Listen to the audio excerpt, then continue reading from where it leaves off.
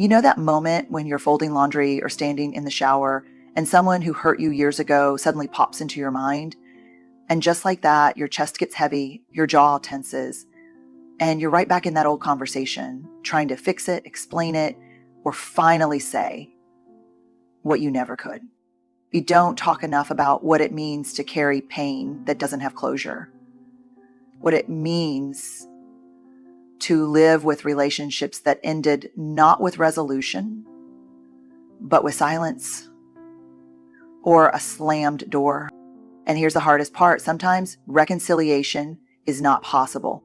Not because you didn't try, but because they won't, or because it's not safe, or because the version of peace they're offering demands that you betray yourself. So what do we do with that?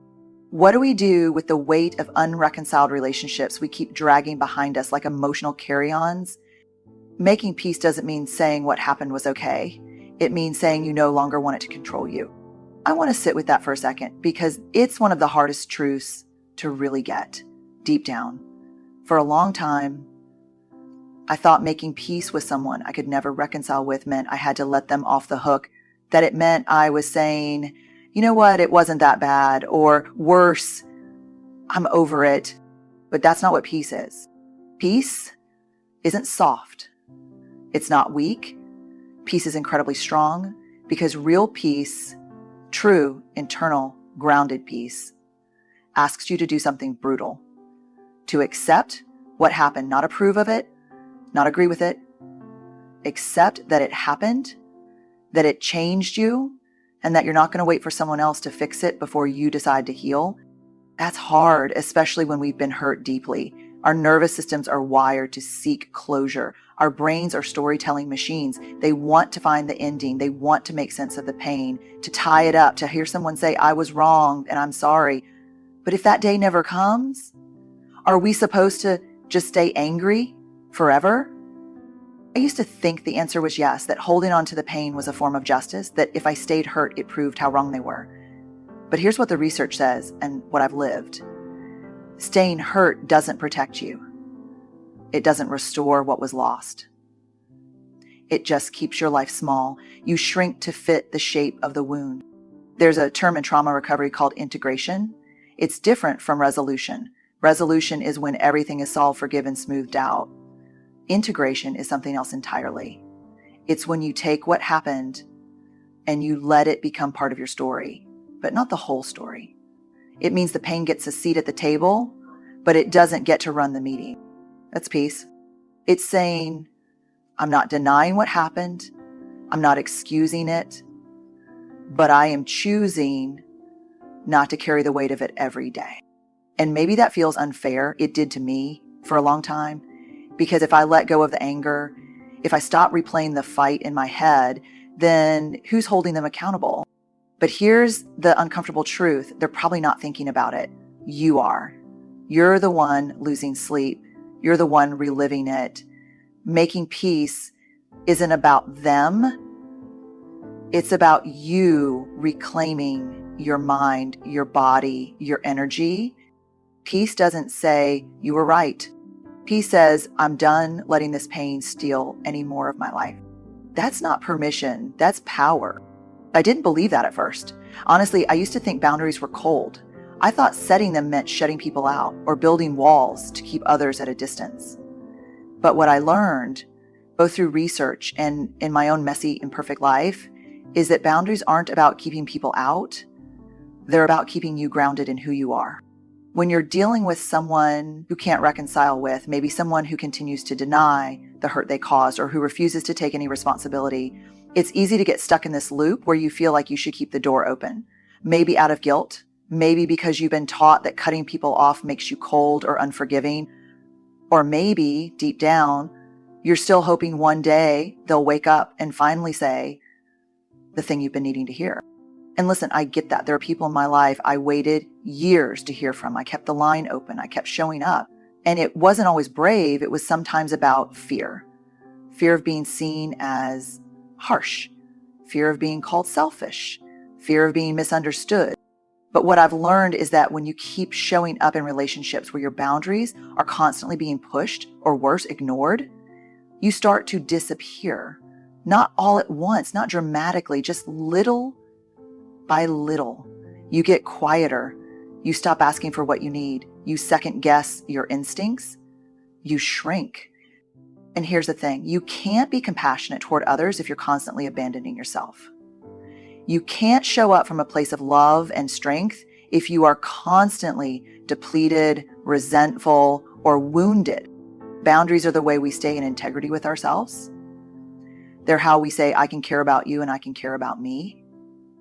They're how we stop confusing kindness with self-sacrifice. I remember a conversation I had once with someone who had hurt me deeply. They wanted to reconnect, but not in a way that felt safe, not with accountability, not with real change, just the kind of surface level reconnection that would have required me to pretend the past didn't happen. And I felt this pull, maybe I should just do it. Maybe it's the loving thing to do. But my body said otherwise. My gut felt tight, my voice got small, and I realized something important. My peace can't come at the price of my truth. I can still wish them well. I can still hope they heal. But I can do that from over here. There's this belief floating around that boundaries are about punishment, that if you draw a line, you're being spiteful or dramatic. But real boundaries aren't about hurting someone else. They're about honoring what you need to be emotionally well. They're about being clear. This is what I can give. This is what I can't. This is what I need to feel safe, to feel whole, to stay rooted in love and not resentment. And here's the unexpected twist. The clearer you get with your boundaries, the more compassion you'll have. Because you're no longer performing peace while secretly drowning in pain. And honestly, there is no equal advantage. You're not being cruel when you protect your peace. You're being honest, you're being brave, and you're giving yourself the space to heal without reopening the wound every time someone wants to pretend it never happened. When reconciliation isn't possible, you don't just grieve the relationship. Yes. You grieve the fantasy of what it could have been. This is something we don't talk about enough. We understand grief when someone passes away. We send flowers, we make casseroles, we give each other space to cry and fall apart. But what about the kind of grief that doesn't come with a funeral? What about the grief that lives in the silence after a friendship ends, or a parent walks away, or a sibling becomes a stranger? That's called ambiguous grief. And it's real, it's exhausting, it's invisible. And sometimes it hurts just as much, if not more, than the grief we can name and point to. I've sat across from so many people in my research and in my life who are struggling with unreconciled relationships, and almost every time, underneath the anger, the numbness, the confusion, there was grief. And not just for what happened, but for what never happened, for the conversations that never came, the apologies that were never offered, the healing that never got the chance to begin. And here's what's tricky.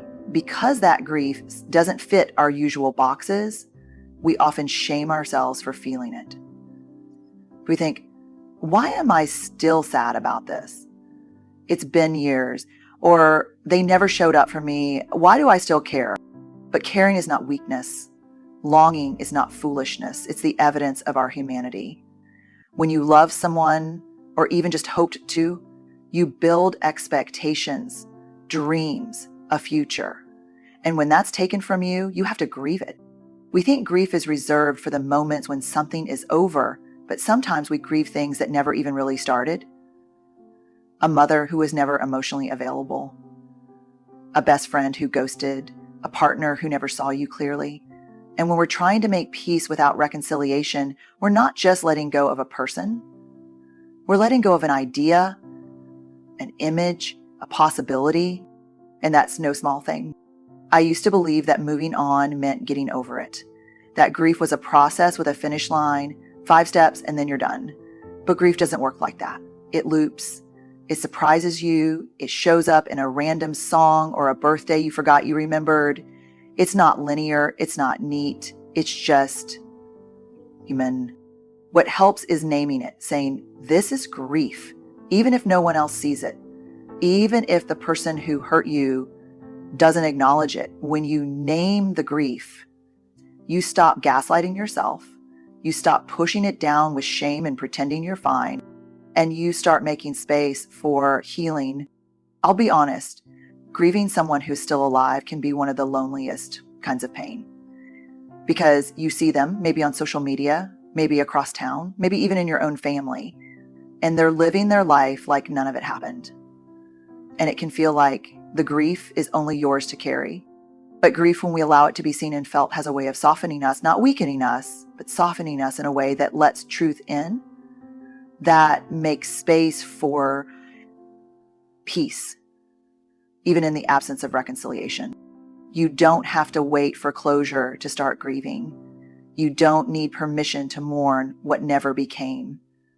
Grief is not a mistake. It's the price of having the kind of heart that was open enough to love, to hope, to imagine something more. One of the most painful truths I've ever had to accept is this: some people will never see it from your side. They may never say, I hurt you. They may never admit what happened. And not because it didn't happen, not because you imagined it, but because they can't or won't own their part in the story. And that is excruciating when you've spent so much time trying to be understood. I think one of the most vulnerable things we do as humans is share our pain with someone who caused it, hoping they'll meet us with empathy. We're wired for connection. And when that connection is broken, our first instinct is often to fix it, to explain, to prove, to spell out every detail until the other person finally gets it. And sometimes, if we're honest, we think that understanding equals healing, that if they could just see it the way we see it, then maybe we could finally move on. But what happens when they don't? What happens when they say, that's not how I remember it, or you're being too sensitive, or worse, they pretend nothing ever happened at all? Here's what I've learned, both in the data and in my own heartbreak. Waiting for someone else to validate your pain is like handing them the keys to your emotional life. You're saying, I can't move forward until you tell me I'm allowed to feel what I feel. And that's a dangerous place to live, because it puts your healing in the hands of someone who may never be capable or willing to offer it. I've had to learn how to affirm my own experience, to say, this happened, it mattered, it changed me, and I don't need anyone else to co-sign that truth for it to be real.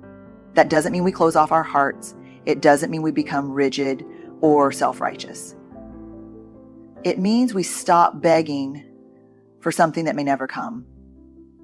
Not out of anger, but out of self-respect. It means we stop treating our healing like it's contingent on someone else's emotional maturity. And that is hard, because so much of us longs for resolution, longs for that moment where the other person says, you were right, I see it now. But if that moment never comes, you are still allowed to heal. You are still allowed to find peace. You are still allowed to move on. There's this quiet courage in saying, my story is valid even if you never understand it. That kind of strength comes from the inside. It's not loud, not performative, but it's powerful. And it changes everything. You can honor your pain without holding on to it. You can acknowledge what happened without needing to rehash it with someone who refuses to listen. You can name your experience without waiting for anyone else to agree. Sometimes the most healing thing you can do is stop explaining. Not because the story doesn't matter, because you finally believe yourself. Forgiveness is one of those words that tends to make people tense up. I get it. It used to land heavy for me too, because somewhere along the way, forgiveness got tangled up with the idea of forgetting, of erasing what happened, of pretending we're fine when we're not. But real forgiveness, genuine, grounded, hard-earned forgiveness, has nothing to do with erasing the past. It has everything to do with reclaiming your future. Let's be clear, forgiveness doesn't mean what happened was okay. It doesn't mean you're suddenly ready to have lunch with the person who betrayed you. And it certainly doesn't mean reconciliation is even on the table. Forgiveness and reconciliation are two very different things. One is about you, the other is about us. And sometimes us is no longer possible or safe. In my work and in my own experience, I've come to understand forgiveness as a decision to stop carrying the weight of someone else's choices. Because that weight, it's heavy. It shows up in your body, in your relationships, in the way you protect yourself from people who haven't even hurt you yet. And here's where it gets really tricky. Sometimes the pain feels like the only thing tying you to the truth of what happened. Like if you let go of the resentment, you're letting go of the story. But that's not how it works. Letting go of pain doesn't mean you're denying the truth. It means you're finally trusting it enough to stop clutching it so tightly. I've read so many definitions of forgiveness over the years, but one that continues to resonate is this. Forgiveness is giving up the hope that the past could have been any different. Sit with that for a moment. Because that's the part that trips most of us up. We want to change it. We want to rewrite it. We want a different ending. And forgiveness asks us to grieve the ending we got and begin again with all of our scars and wisdom and clarity intact. Now, does that happen overnight? No, forgiveness is not an event.